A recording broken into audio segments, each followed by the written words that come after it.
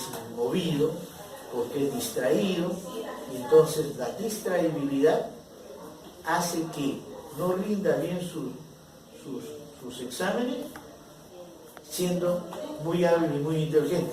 Y a veces se sabe toditita la respuesta, pero como es distraído, todos están preocupados. Termina el examen y entrega la hoja, le quita ya. ¿No? Cuando ve el profesor, ¡uy! Pero no has contestado nada. Ah, sí. Pero ¿cómo no sabes la respuesta? ¿Cuál es la respuesta? Tal. ¿Cuál es la respuesta? Tal. Es decir, por su distraibilidad no midió bien el tiempo y entregó el examen sin responder, o respondió solo la mitad. Entonces, hay el déficit de atención que produce bajo rendimiento escolar, siendo la criatura muy importante. Entonces, por eso ya van ustedes, los voy preparando para que cuando vayan a la clínica, ¿no?, ya sepan, ya están preparados cuando el amigo les pregunte, ¿no?, le diga, mira, es muy inteligente, pero saca 0 de nota. Entonces, y ustedes dirán, probablemente tiene un déficit de atención e hiperactividad, hay que llevarlo al neurólogo, hay que hacer un buen trabajo psicológico para que mejore, ¿no? Es así, algunos todavía muy molestos, se van contra los profesores, pues se van contra los tutores, no, se le ha prendido a mi hijo, ¿no?, y por eso lo están jalando, si mi hijo es inteligente, ha salido al padre, se salió al padre, inteligentísimo, ¿no? ¿Y cómo lo van a jalar, no? No es eso. Entonces, ese es un tema de actualidad, muchachos.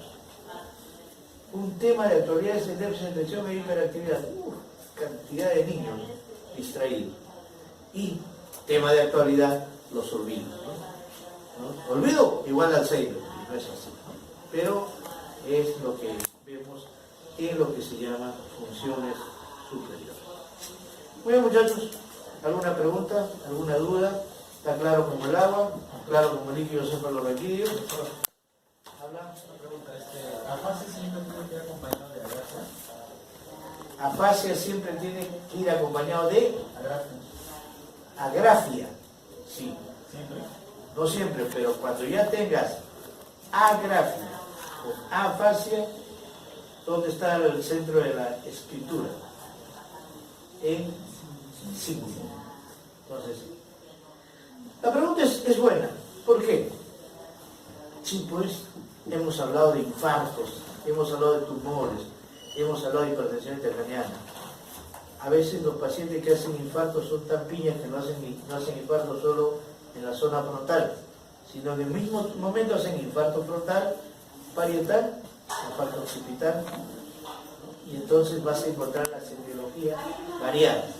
No encuentras neto tu afasia, sino encuentras tu afasia más tu agrafia o tu dislexia. Porque lo primero que se dijo cuando había la dislexia se le tituló como alexia, y a la alteración de escritura con expresión agrafia, ¿no? Entonces hay diversidad de semiología dependiendo del lugar de la lesión. Y a veces se van a encontrar con un paciente que tiene su afasia expresiva y su afasia comprensiva. Puñales, ¿no? Entonces ya la lesión, ¿dónde está? A doble nivel, ¿no? Fronto temporal, o fronto parieto temporal. Eso es importante. Sí, puede haber, pero va a depender del lugar de la lesión. ¿Alguna otra pregunta, muchachos? ¿Todo claro?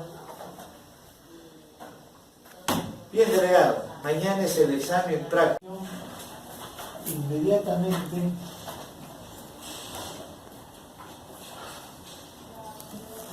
y coordinación, inmediatamente se nos viene a la mente una estructura, ¿no? que desde anatomía, fisiología, siempre nos han remarcado,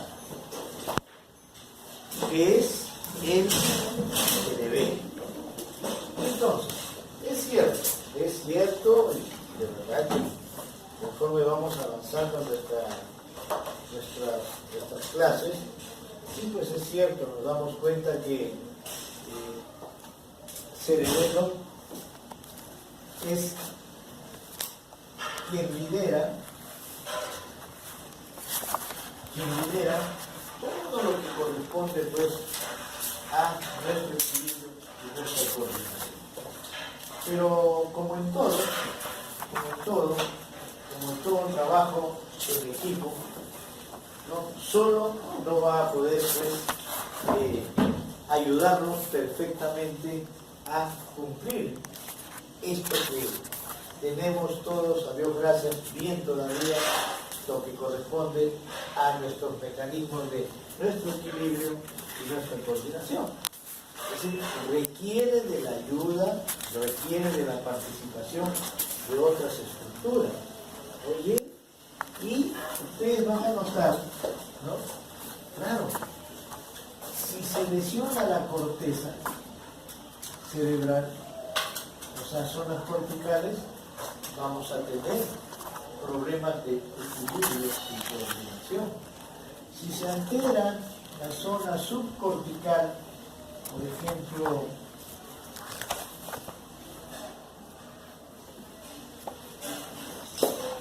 vías donde están todo el sistema extrapiramidal, vamos a tener, ¿no?, alteraciones en nuestro equilibrio y coordinación. Si se alteran, acaban de tener sus clases de nervios craneales, el octavo nervio craneal, ¿no?, es decir, las vías vestibulares, vamos a tener alteraciones del equilibrio y coordinación. Habíamos conversado, sí pues, pero si se altera nuestra médula,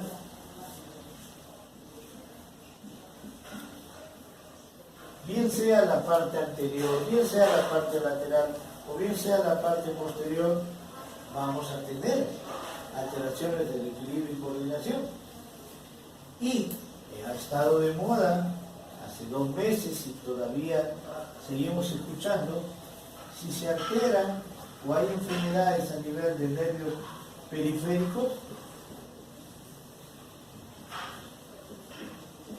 es decir, también vamos a tener alteraciones del equilibrio y coordinación.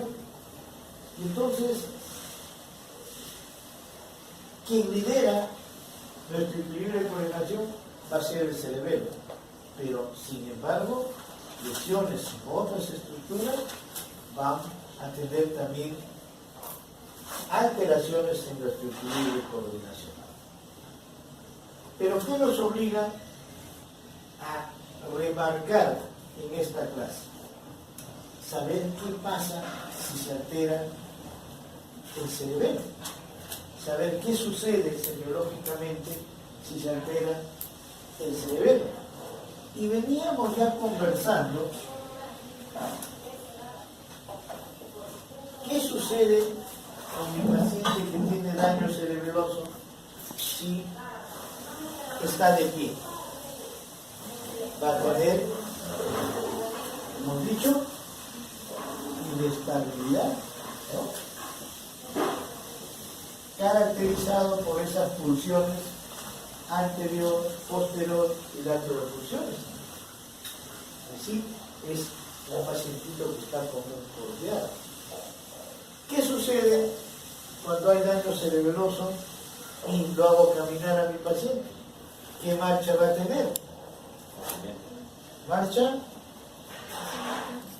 festoneante. Marcha festoneante, marcha de nervio, inclusive hablan algunos. ¿Y qué sucede cuando examino reflejos en mi paciente con daño cerebeloso? Van a tener los reflejos pendulares.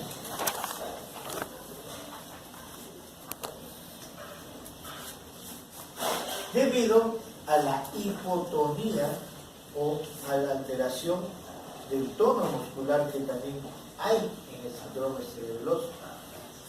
Pero esta hipotonía, a la par que me da reflejos pendulares, me va a dar un trastorno de la expresión que se denomina voz escandida y a la vez la presencia de la maniobra de Stewart Horner. Cierto, ¿no? Cuando vemos un paciente, Un adicional que viene de su consultorio, dijo que le ha dicho para que le va a dar una audiencia. ¿Para hoy día? No, para el sábado, ¿no? Pero le dijo que viniera la semana para una semana. Que había venido de su consulta. paciente con daño cerebeloso, su expresión es casi característica, porque lo hace lento, se atropella y no tiene una frecuencia ordenada. Entonces, desde que entra nuestro paciente a la consulta y lo saluda y le dice, doctor, bueno, ya vengo para que me atienda. Eso que acaban de escuchar es la voz escandida, que aparece por la hipotonía muscular que compromete pues labios, lengua y zona faríngea. Y a veces los semiólogos dicen, hagan ustedes rezar al paciente y van a notar la gran diferencia. Por ejemplo, haber delegado, rece el Padre Nuestro y yo voy a graficar en voz alta. Atentos, ¿ah? Miren acá. Padre nuestro que estás en el cielo, santificado sea tu nombre, venga a nosotros tu reino, hágase tu voluntad así en la tierra como en el cielo. Listo, ¿no? Frecuencia, no muy amplia, ¿no? Bien armónico, bien organizado. Eso no ocurre, no por tu mandil. Este tiene el mandil como un trapeador. Ya les he dicho, cuando estén en el hospital, vístanse bien.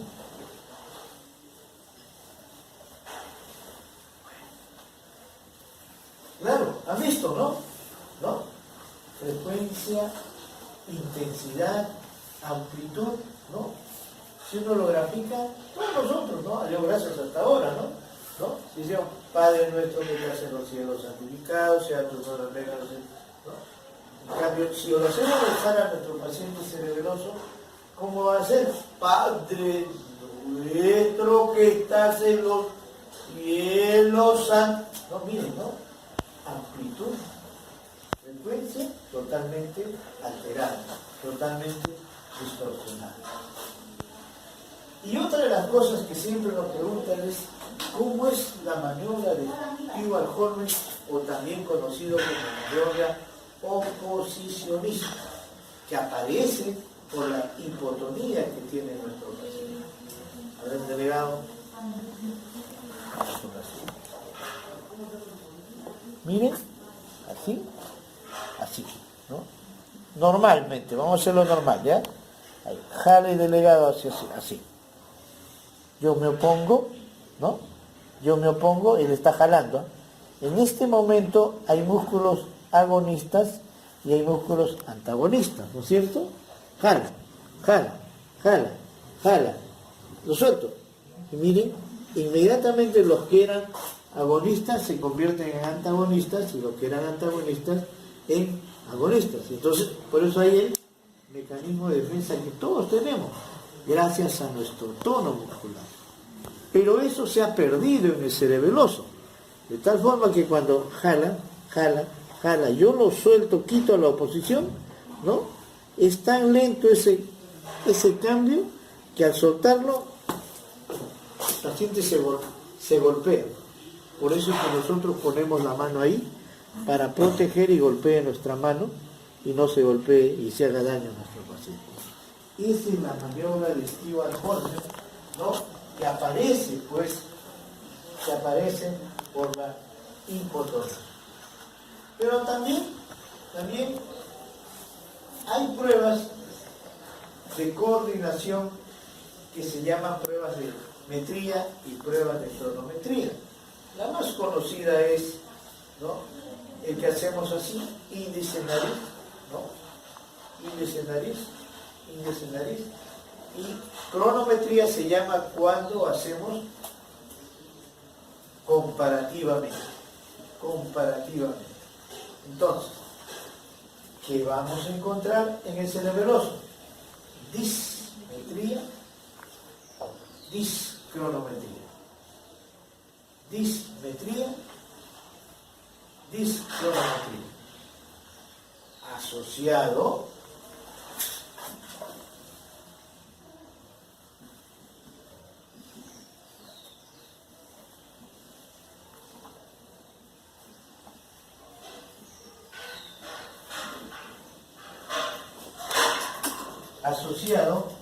a la alteración de las pruebas de la diadococinasa.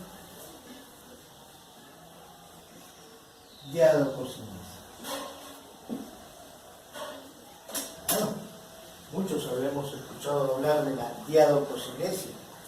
Sí, pues es la virtud, la capacidad que tenemos, ¿no? Si ponemos nuestra manito aquí, es la coordinación más a nivel de las manos, ¿no? Esto, ¿no? Hagan todos para que no se olviden, ¿no? Y lo más práctico, cuando uno examina a un paciente, uno le dice, a ver, pon tu manito así y tienes un foco acá y tienes un foco acá. Pasa por favor, tu manito. Tienen como trapeadores, ¿no? Pasa. Pon. Entonces, le dices, tienes un foco acá, enróscalos. La diadococinesia.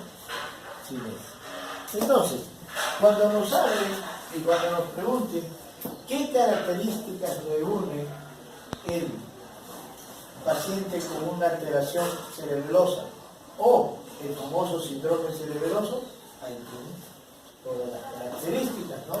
Inestabilidad, marcha pestañeante, reflejos pendulares, voz escabida, presencia de la maniobra de Stibar-Holmes, dismetría, discronometría y disdiadococinesia. A eso hay que agregar, ¿no? que muchas veces nuestro paciente con daño cerebeloso, si tiene predominio más en un lado, pueda que el síndrome o la alteración de equilibrio de coordinación esté más a ese lado. Entonces uno dice, uno se da cuenta, el problema cerebeloso más está en el lado izquierdo o más está en el lado derecho. Puede ser simétrico como puede ser asimétrico. Pero decíamos, ¿no? Cerebelo es el único que controla nuestro equilibrio y coordinación. No solo el cerebelo. Y van a haber muchos pacientes en el cual ustedes van a notar con otras patologías a otros niveles y van a encontrar trastornos fuertes del equilibrio y coordinación. Y ustedes ya lo saben. Comenzamos por acá, por ejemplo. Nervios periféricos. ¿Cuál es la patología emblemática del nervio periférico? Como ya hemos dicho, la polineuritis, ¿no es cierto?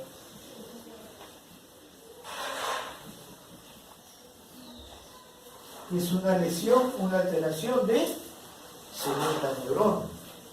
Seguro que va a tener su déficit motor, predominio distal, con hipotonía, con hiporreflexia y atrofia. Pero, muy bien, pero hasta allá no veo la alteración de equilibrio y coordinación. ¿Dónde lo vamos a ver? Cuando lo hagamos caminar al paciente. ¿Cierto? Cuando lo hagamos caminar al paciente y va a tener una marcha, que dijimos que era una marcha en paso, ¿no? Que cuando comienza a hacer esto, punta talón, pero vamos a ver una marcada alteración del equilibrio y coordinación. Entonces, ¿hay alteración del equilibrio y coordinación en una polineuropatía? Sí. 2. A nivel medular, Habíamos hablado de las paraparesias espásticas, ¿se acuerdan? Las paraparesias espásticas que agarra bastante fuerza como paraparesia espástica tropical. ¿Por qué? Porque se le está relacionando bastante con el HTLV 1 rayita 2. Entonces, nuestros pacientitos tienen una lesión pura anterior o una lesión piramidal pura y va a tener su hiperextensión de sus extremidades con tendencia a la punta estar adentro, y cuando camine va a tener una marcha que dijimos una marcha en tijera. Entonces cuando hay esto, así ustedes lo ven, ¿no? Que camina, marcha en tijera y va a tener una gran inestabilidad, un problema de equilibrio. Entonces por eso los semiólogos dicen, sí, pues ahí también hay alteraciones en equilibrio y coordinación. Peor aún, si es que la lesión compromete cordones posteriores. Y decíamos, en la médula existe el síndrome cordonal posterior. ¿No es cierto? Ahí está. Y entonces en el cordonal posterior hemos aprendido qué pasa en el paciente que está de pie, está que dirige la mirada hacia el piso. Hemos aprendido que nuestro paciente tiene una marcha taconeante o taloneante, ¿no? Y hemos aprendido que tiene el signo de romper. Es decir, paciente de pie, cierra los ojos y al suelo.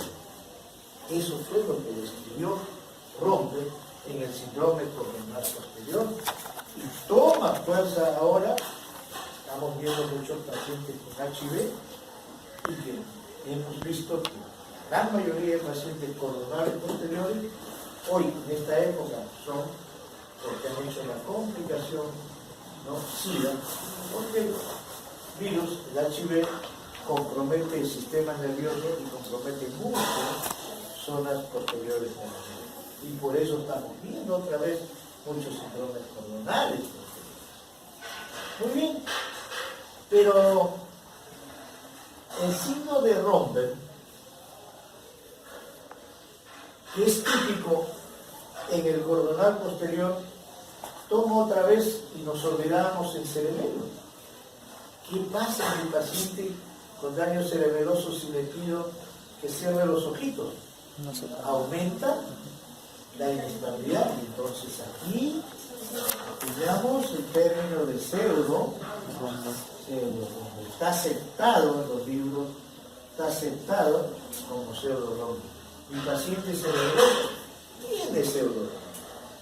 Y entonces, mi paciente con daño medular, ¿tiene o no tiene alteración de equilibrio y coordinación? Sí, ¿cierto? Entonces, por eso es que los semiólogos dicen, sí, equilibrio y coordinación se alteran cuando hay lesiones medulares.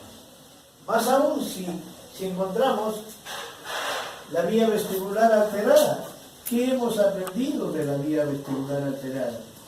¿No? Que mi hiperestación va a tener la laterofunción, es decir, la tendencia a caer hacia el lado de la lesión. ¿Qué sucede si lo hago caminar a mi paciente? Va a tener la marcha zigzagueante.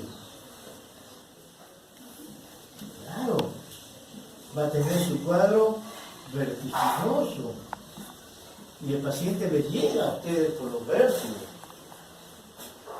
y también va a tener el pseudo rombo. Indudablemente que más van a nuestros colegas otorrinos, pero el síndrome vestibular es ese: vértigo, inestabilidad, tendencia a caer hacia un lado, marcha zigzagueante, y asociado muchas veces a amistad, ya en los cuadros más severos a tinitis o virus. Y por eso decíamos, más lo va a ver nuestro colega otorrino, pero tenemos que tener nosotros la idea de que sí, aquí, en un daño vestibular, ¿hay o no hay trastornos de equilibrio? Sí, lo hay. Entonces, miren, si nosotros revisamos varias estructuras, ya vamos viendo, ¿no?, alteración del equilibrio y coordinación, y no solo es el cerebelo. Y si nos vamos más arriba, sí, pues, ¿qué hemos dicho de la parte subcortical? ¿Qué hemos dicho de los ganglios basales? ¿Qué hemos dicho del sistema extrapiramidal? Cuando se altera el sistema extrapiramidal, va a dar 3 patologías que reúnen movimientos involuntarios, ¿no? Parkinson, muy bien. Corea y aterosis. Claro, ¿no? Claro. Semiológicamente decimos del Parkinson que es un síndrome hipertónico, bradicinético, tremulante, aumento de tono, movimiento involuntario de temblor, ¿no?, y rigidez, lentitud. Entonces, por eso los semiólogos dicen, es un síndrome hipertónico, bradicinético, tremulante, el Parkinson. Y cuando camina va a tener su marcha festinante, que nosotros hemos visto, porque hay definitivamente una alteración en el equilibrio y coordinación. Más todavía cuando vemos un colérico, ¿no?, que tiene el síndrome hipotónico hiperkinético. Es decir, flacidez, hipotonía y movimientos involuntarios bruscos, que va a dar pues una marcha desordenada, una marcha violenta, una marcha pues totalmente, ¿no?, desubicada a veces, dependiendo del momento que veamos a nuestro paciente, ¿no? Y hemos visto entonces en la Corea también hay alteraciones de equilibrio y coordinación. ¿Pero dónde está la lesión? A nivel subcortical, a nivel extrapiramidal, ¿no?, a nivel de los ganglios basales. Igualmente la tetosis, el cual es conocido como un síndrome distónico hiperkinético. Distónico hiperkinético, ¿no? En alguna oportunidad hemos visto a las bailarinas hawaianas, aunque sea en películas, ¿no? Es cierto, ¿no? Cuando uno ve un atetósico, es esto, es esto, es esto, es esto, es esto, es esto. Bailarina hace esto. Es decir, hay la distonía. ¿Qué significa distonía? En un grupo muscular hay momentos que está duro, hipertónico, y hay momentos que está flácido, hipotónico. Duro, hipertónico, y hay momentos que está flácido y hipotónico. A eso se llama distonía y eso tiene la tetosis. Entonces, estamos viendo pues que a nivel subcortical y no cerebelo, cuando se altera, también vamos a encontrar trastornos del equilibrio y de la coordinación. Pero no se puede quedar atrás la corteza. Cuando se lesiona la corteza, también vamos a encontrar alteraciones del equilibrio y coordinación. Y fíjense, hay dentro de la corteza 2 síndromes bien conocidos: el síndrome de Bruns o atáxico de Bruns y el síndrome de Astasia a base.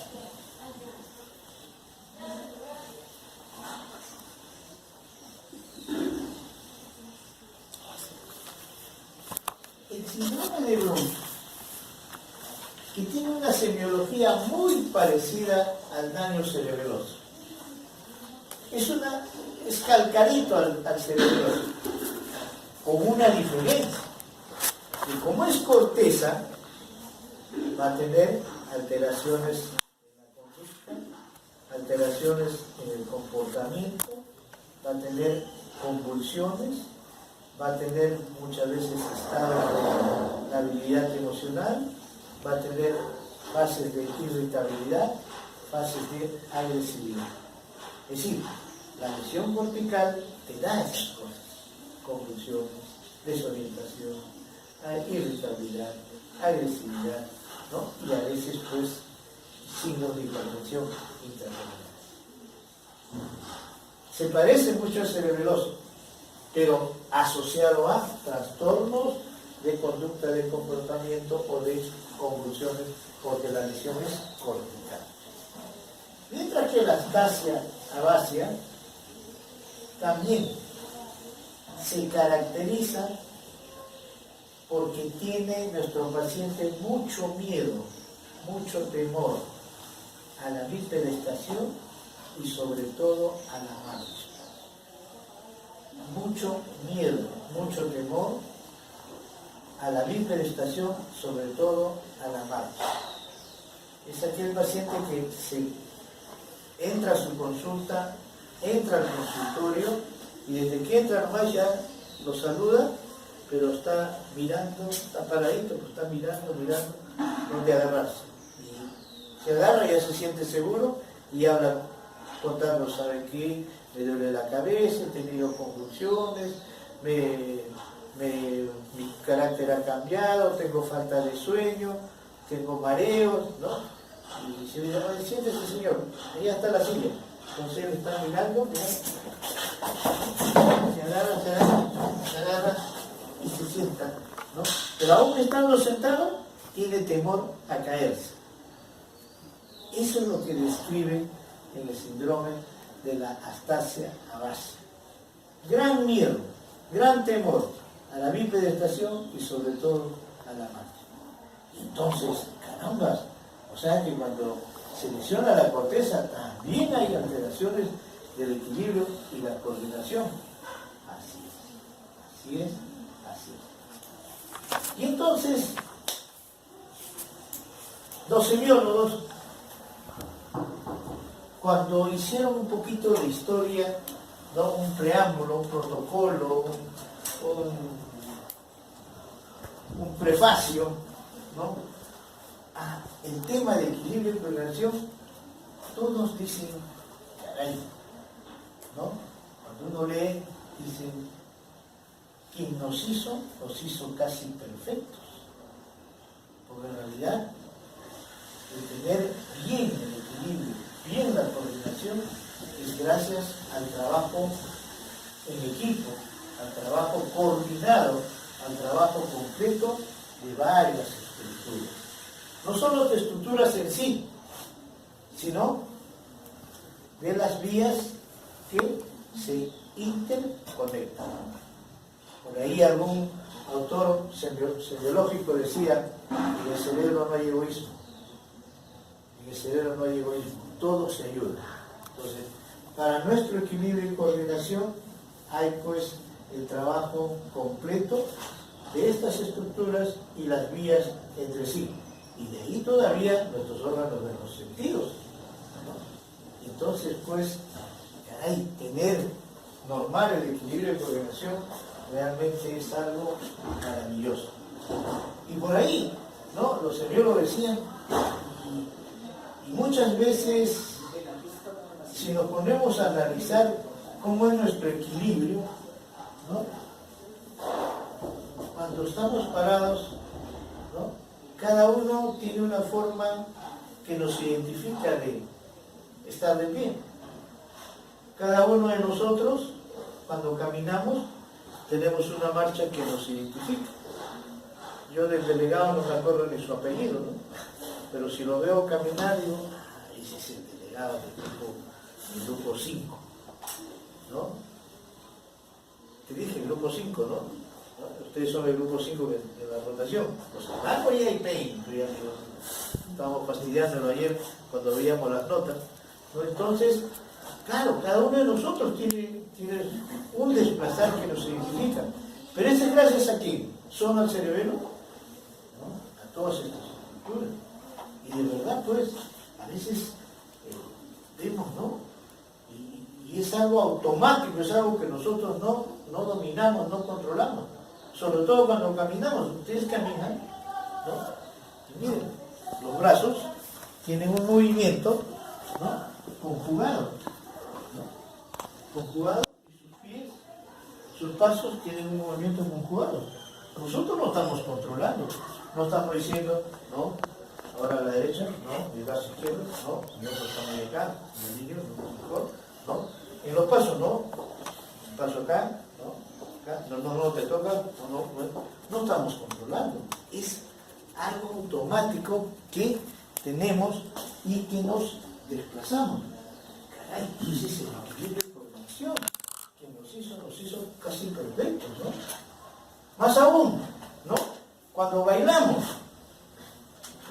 ¿han visto bailar? Ahora que no están jugando, hemos visto, ¿no? Cómo se alegran, ¿no?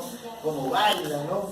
Y bueno, ante la derrota y ante el triunfo, pues, todos bailando, ¿no? Pero han visto cómo esa destreza que hay cuando bailamos. Me imagino que tú bailarás muy bien, la doctora también muy bien, cada uno tiene su estilo, pero hay participación de todas estas estructuras que nos hacen pues realmente no ver y decir, caray, ¿cómo es esto? Me imagino que delegado tú cuando bailas bien, por ejemplo, ¿no? Pones un cha-cha-cha. Mira cómo mueves tu cabeza, tus brazos y tus pies, ¿no? La doctora, por ejemplo, baila y... Miren, ¿no? Mira, pero lo hace bien coordinado, pero ella no está midiendo nada, ¿no? El doctor, por ejemplo, ¿no? El casachoc, por ejemplo, ¿no? Hemos visto, ¿no? Oye, y uno, de verdad que cuando uno mira, dice, pues los semiólogos tienen razón, que nos hizo casi perfectos, ¿no? Porque en el baile se ve, ¿no? En realidad el trabajo de todas estas estructuras que nos dan un buen equilibrio y coordinación. Y para cerrar, aprendemos, ¿no? Todo el trabajo, todo el estudio del equilibrio y coordinación, sobre todo el equilibrio, se llama estudio táxico o estudio de taxi, o se le califica como taxi. Por lo tanto, nosotros como médicos, ¿qué vamos a atender? A la alteración de uno de estos sectores. Y entonces nosotros diremos que existe la ataxia cortical, ataxia subcortical, ataxia cerebellosa, ataxia vestibular, ataxia medular, ataxia periférica, inclusive algunos hablan de ataxia muscular. Sí, pues, hemos visto cómo camina nuestro paciente que tiene una miopatía a nivel pelviana, la marcha del pato. Hemos visto cómo camina, se desplaza nuestro paciente con una marcha cuando tiene una lesión, ¿no? En muslo y en pierna, ¿no? La marcha del tandem, la marcha del sapo. Entonces, el término ataxia queda grabado en ustedes como la alteración del equilibrio y coordinación, sobre todo del equilibrio. Entonces, cada vez que ustedes vean un cerebeloso, ya no dirán pues síndrome cerebeloso, sino dirán ataxia cerebelosa.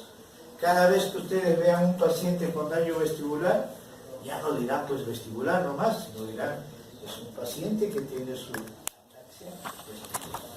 Y así están en los libros. En los libros están como ataxia. Y cuidado con una de esas preguntas, porque cada uno de ellos, como hemos descrito, tiene sus características. Lógico, más nos preguntan sobre la ataxia cerebelosa, más nos preguntan, pero no dejen de revisar sus ataxias periféricas, porque está descrito así, como ataxia periférica. Y al hablar de periférica, lesión de segunda neurona, lesión de nervios periféricos. Por ahí se nos quedó también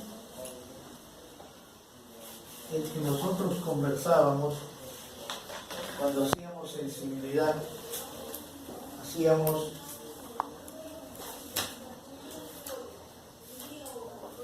la sensibilidad con participación cortical. Y yo les recordaba y les decía, hay palabritas que hay que grabar, ¿no? Como es la soma autognosia. El reconocimiento que tenemos de una zona corporal. Decíamos la esterognosia. Inclusive lo hemos hecho, ¿no? Tenemos la capacidad para reconocer por medio de la palpación, ¿no?, el objeto y sus características. Y esto nos pueden preguntar como hilognosia cuando reconocemos el objeto que se utiliza como estímulo, una llave, un borrador, una moneda. Y el término morfognosia cuando describimos la forma del objeto que aparece o utilizan como estímulo.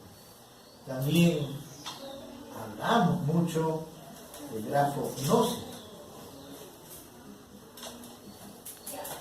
capacidad que todos tenemos, felizmente, hasta ahora, y ojalá que siempre sea así, ¿no? Tenemos la capacidad de reconocer figuras descritas sobre nuestra piel, letras, números, ¿no?, o figuras geométricas conocidas. Grafognosia. ¿Quién participa mayormente en el reconocimiento, conocido como gnosia?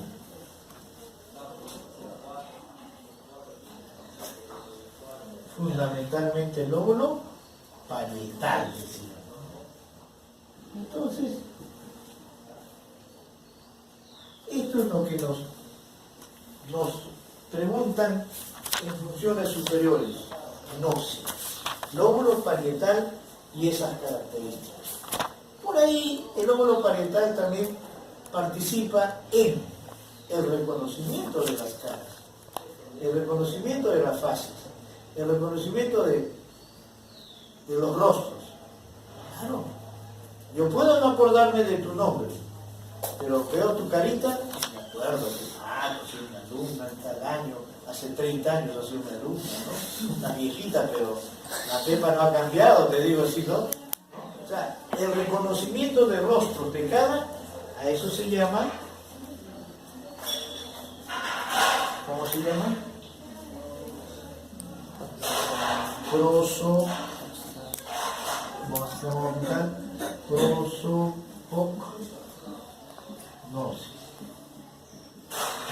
O sea, también el lóbulo parietal nos ayuda en eso, y un poquito el lóbulo temporal, pero más el lóbulo parietal. Es decir, el lóbulo parietal tiene que ver mucho con el reconocimiento de facies, de caritas, de cuerpo y de todo lo que hemos descrito. Pero esa es una capacidad, una función superior que tenemos. Pero por ahí hemos escuchado el nombrecito de praxia.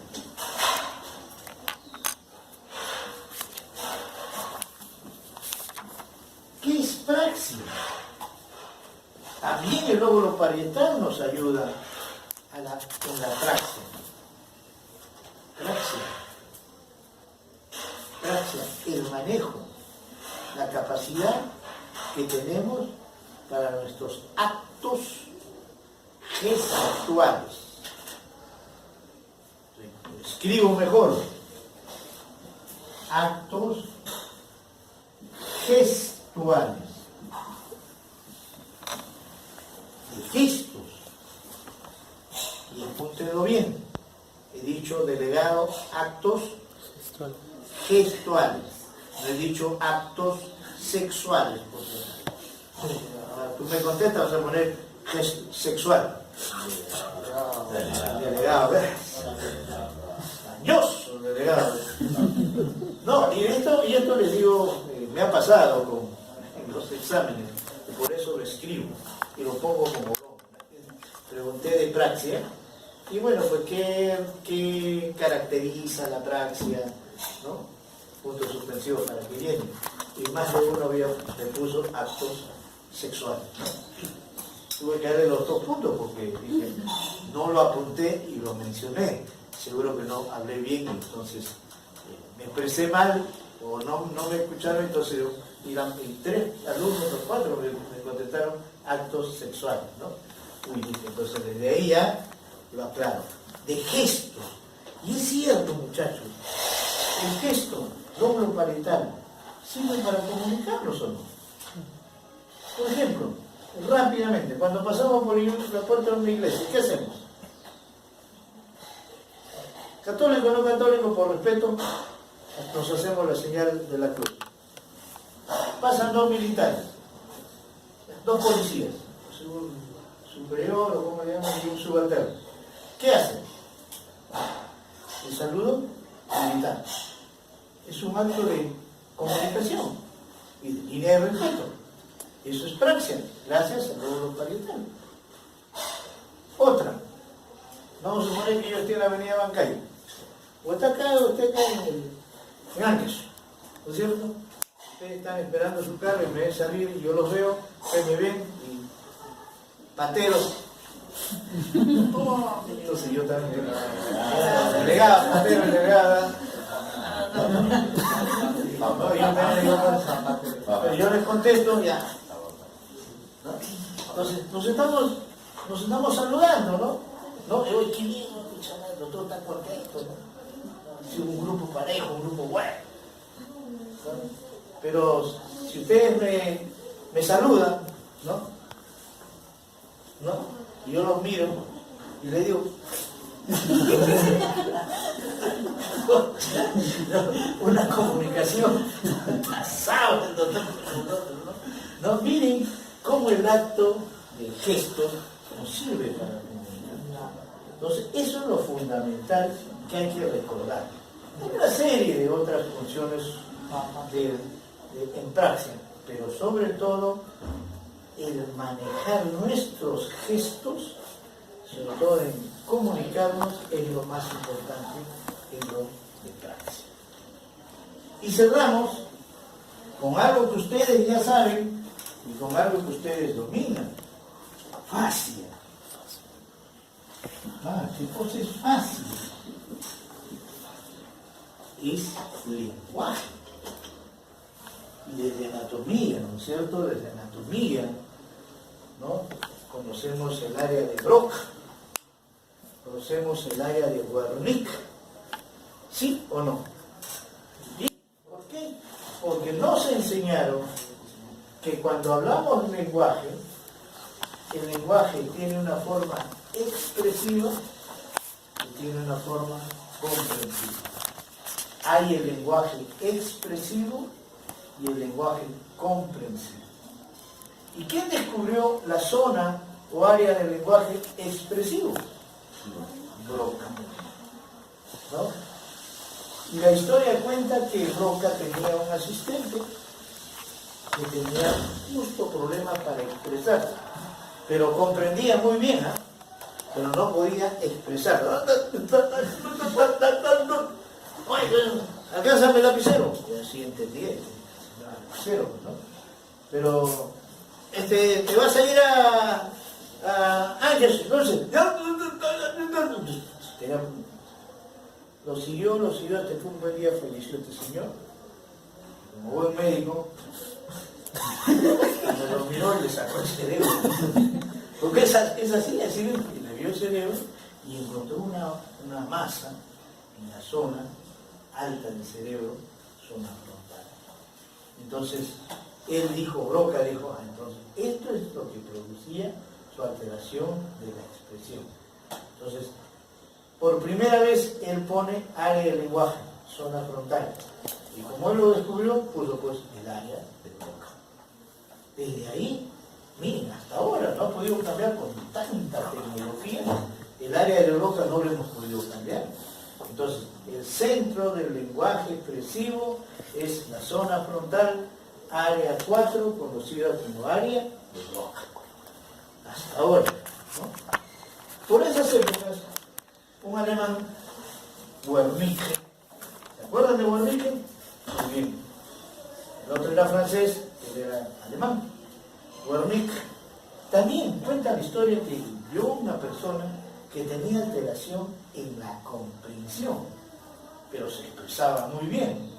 ¿no? Se expresaba muy bien. Buenos días, doctor Guarnique. ¿Cómo está, doctor Guarnique? Allá, oye, alcánzame, por favor, alcánzame el lapicero. Le alcanzaba. ¿Te he dicho el lapicero? No comprendía. Entonces, igualito. La época en que falleció, ¿no? Lo siguió, lo miró y desapareció.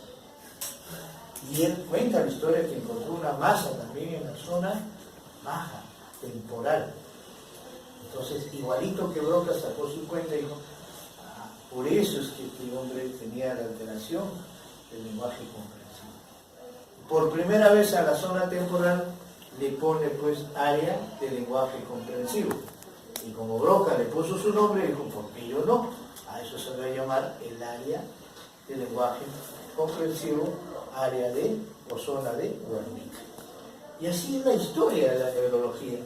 Entonces, ahí está el lenguaje expresivo y el lenguaje comprensivo. Broca y Wernicke. Pero en el lenguaje no solo hay expresión, no solo hay comprensión, sino ¿qué están haciendo ahorita ustedes? Están escuchando y están escribiendo. Están mirando, leen y escriben. O dibujan y miran.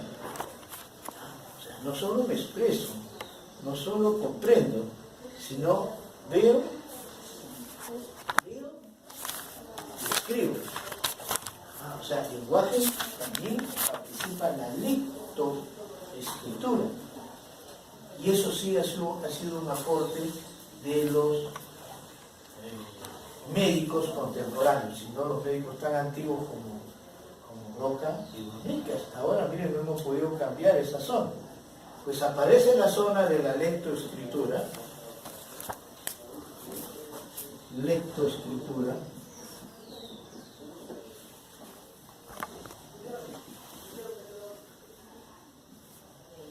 y se encuentra que es en la encrucijada parieto, temporo, occipital.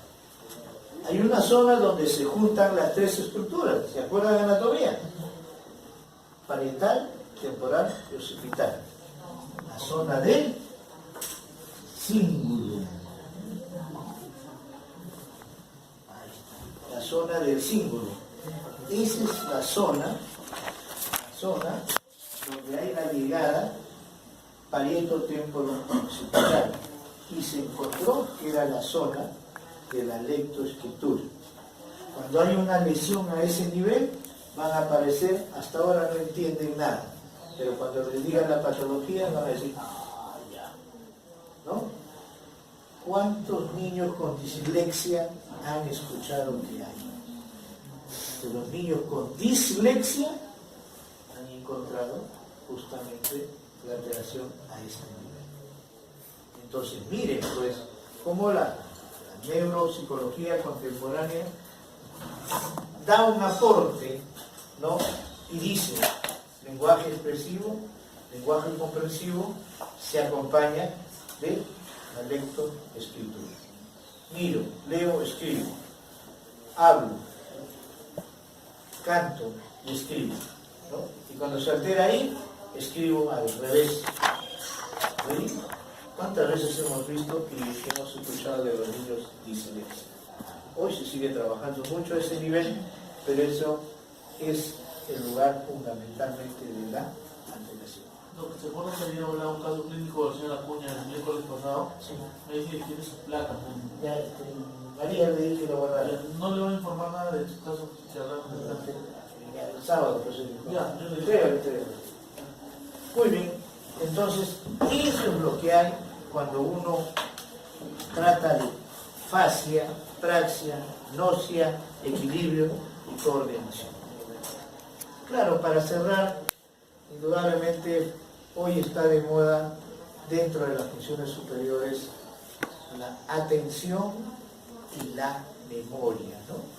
Juicio, raciocinio, cálculo, memoria y atención. Sí, pues, atención más en los niños. Hay un diagnóstico que es el déficit de atención e hiperactividad. Y la memoria, que cuánto escuchan ustedes de ¿será Alzheimer? ¿No será Alzheimer? Entonces, ¿por qué? Porque me olvido de las cosas, ¿no? Y si ya ustedes lo ven mayorcito, me olvido de las cosas. Entonces, lo primero que piensan es que puede ser una enfermedad de Alzheimer. Pero ese es un tema que en clínica lo vamos a trabajar bonito, porque no toda persona que tiene olvidos ya tiene Alzheimer, que eso quede claro. No toda persona que tiene olvidos tiene Alzheimer, porque los olvidos pueden darse por otras enfermedades. Pero a veces, pues, ¿no? Como les conversé en algún momento, el mercado, la fármaco marketing, pues trabaja duro ese nivel para llenarnos en la cabeza. No, tiene olvidos, dale, receten esto, porque puede tener Alzheimer, ¿no? Y no es así, ¿no? ¿Cuántas veces se olvidan ustedes las cosas, no? Pueden estar estresados y se olvidan. Mañana tienen un examen y se olvidaron, y sacan cero. ¿Por eso no va a decir que tienen Alzheimer? ¿No? El delegado, mañana te saca cero, te va a decir que tienes Alzheimer. Te hago una pregunta en práctica, no te acuerdas. ¡Alzheimer! ¿No has estudiado? ¿No te acuerdas? ¿No estás estresado? ¿No te acuerdas? Siempre es algo, ¿no? Entonces, por eso de los olvidos a veces los manejan bien los de marketing para vender sus productos, pero la gente joven ya aprendió que no puede caer en ese juego. Además, yo me olvido también de las cosas, ¿no es cierto? Me olvido que tengo que editar las clases, por ejemplo. Ya sé, me olvido que soy casado, ¿no? Ni hablar, pues, ni hablar, pues, ¿no? Siempre lo hago a propósito, pues, ¿no? Eso está focalizado, dicen ustedes, ¿no? Y por otro lado, también en clínica se va a trabajar duro eso, y son cosas que ustedes les van a consultar, oigan. Y miren cómo les van a consultar a ustedes el amigo, el primo, el hermano, el vecino, el que te conoce, sabedor que eres pues estudiante de medicina, y ya vas a ser médico, que eres de Villarreal, ¿no? Te van a preguntar, y te van a preguntar así, te van a decir, oye, oh, mire joven, ¿saben qué? Una pregunta. Yo tengo un hijo en edad escolar, es muy inteligente, pero saca cero de nota. Esa es la consulta, así le van a consultar. Oye, hermano, mi hijo que es inteligentísimo, le he hecho un coeficiente intelectual, tiene 150, siendo normal 80, tiene 150. Pero saca, es un delegado, ¿no? 150 el coeficiente intelectual, pero saca cero de nota. Miren cómo les consulta. Chico muy hábil, chico muy inteligente, pero que no rinde.